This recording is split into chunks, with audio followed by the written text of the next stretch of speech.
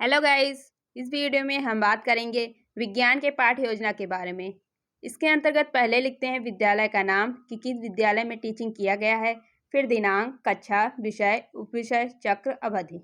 फिर इसके बाद प्रकरण लिखते हैं कि किस प्रकरण पर टीचिंग किया गया है, जैसे इसमें अंतर्गत है जल। फिर सामान्य उद्देश्य, इसके अंतर्गत पहला है छात्रों को जीव विज्ञान की उपयोगिता के बारे में जानकारी प्रदान करना। दूसरा है छात्रों में तर्क एवं चिंतन शक्ति का विकास करना। तीसरा है छात्रों को विज्ञान विषय के प्रति रुचि जागृत करना। फिर इसके बाद विशिष्ट उद्देश्य लिखते हैं। इसके अंतर्गत भी कुछ उद्देश्य आते हैं, जैसे पहला है ज्ञानात्मक उद्देश्य, छात्रों को जल के विषय के बारे में जानकारी प्रदान करना। दूसरा बोधात्मक उद्देश्य, छात्र जल के बारे में जानकारी प्राप्त कर सकेंगे। तीसरा क्रियात्मक उद्देश्य, छात्र दैनिक जीवन में जल के महत्व का प्रयोग करके देख सकेंगे। फिर इसके बाद शिक्षण विधि लिखते हैं कि टीचिंग के समय किस विधि का प्रयोग किया गया था, जैसे इसमें अंतर्गत है प्रदर्शन विधि, प्रश्नोत्तर विधि और स्पष्टीकरण। फिर सहायक सामग्री कि टीचिंग करते वक्त किस सहायक सामग्री का प्रयोग किया गया है, जैसे इसके अंतर्गत है चार्ट और अन्य कक्षा उपयोगी शिक्षण सहायक सामग्री। फिर पूर्व ज्ञान, छात्रों को जल के बारे में सामान्य जानकारी है। फिर पाठ प्रस्तावना प्रश्न, इसके अंतर्गत कुछ कॉलम बनाए जाते हैं, जैसे छात्राध्यापक का कथन और छात्र कथन। इसमें छात्राध्यापक छात्रों से क्वेश्चन पूछते हैं और छात्र उसका आंसर देते हैं। जैसे छात्राध्यापक कथन में पहला क्वेश्चन है, पृथ्वी पर कौन कौन से जीव जंतु पाए जाते हैं। छात्र इसका आंसर देते हैं, इसलिए छात्र कथन में लिखा गया है गाय, भेड़, बकरी, मुर्गी, कुत्ता इत्यादि। फिर छात्राध्यापक कथन में दूसरा क्वेश्चन है, जीवों को जीवित रहने के लिए मुख्यतः किन चीजों की आवश्यकता होती है। छात्र कथन में भोजन, पानी, हवा। छात्राध्यापक कथन में तीसरा क्वेश्चन है, पानी में कौन कौन से गुण पाए जाते हैं। छात्र कथन में समस्यात्मक प्रश्न, क्योंकि छात्र इसका आंसर नहीं दे पाते। अब उद्देश्य कथन लिखते हैं, छात्रों आज हम लोग जल के बारे में विस्तृत अध्ययन करेंगे।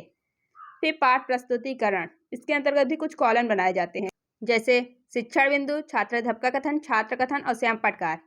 छात्राध्यापक कथन में विकासात्मक प्रश्न।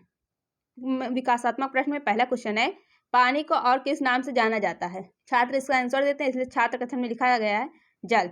फिर छात्राध्यापक कथन में दूसरा क्वेश्चन है, जल क्या होता है। छात्र इसका आंसर नहीं दे पाते हैं, इसलिए छात्र कथन में मौन लिखा गया है।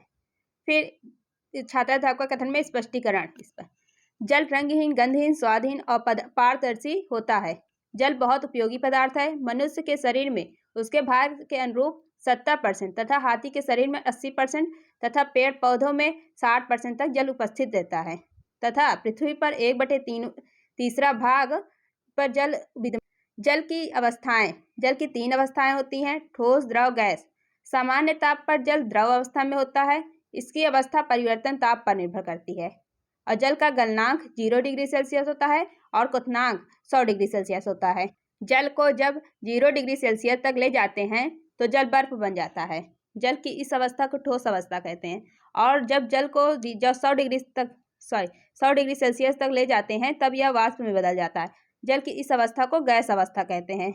अब जल की संरचना, जल एक यौगिक है तथा एक पारदर्शी पदार्थ भी है। सामान्यतः जल में हाइड्रोजन और ऑक्सीजन उपस्थित होते हैं और इसका संकेतक क्रमशः H2O है। जल में हाइड्रोजन और ऑक्सीजन के 2:1 अणु पाए जाते हैं। जल का रासायनिक सूत्र H2O है। अब छात्राध्यापक द्वारा जो भी पढ़ाया गया है उसमें से जो मुख्य पॉइंट होता है उसे श्यामपट्ट पर भी लिख सकते हैं और यदि चित्र भी मतलब चित्र के माध्यम से भी पढ़ाया जाए तो भी छात्रों को बहुत अच्छा से समझ में आता है, इसलिए हम श्यामपट्ट पर चित्र भी बना सकते हैं। इसके बाद छात्राध्यापक कथन में बोधात्मक प्रश्न, मतलब जो भी छात्राध्यापक द्वारा पढ़ाया गया है उसमें से बच्चों से क्वेश्चन पूछा जाता है। जैसे इसमें पहला बोधात्मक प्रश्न है, जल की कितनी अवस्था होती है। छात्र इसका आंसर देते हैं, इसलिए छात्र कथन में लिखा गया है 3। बोधात्मक प्रश्न में दूसरा क्वेश्चन है, जल का क्वथनांक कितना होता है।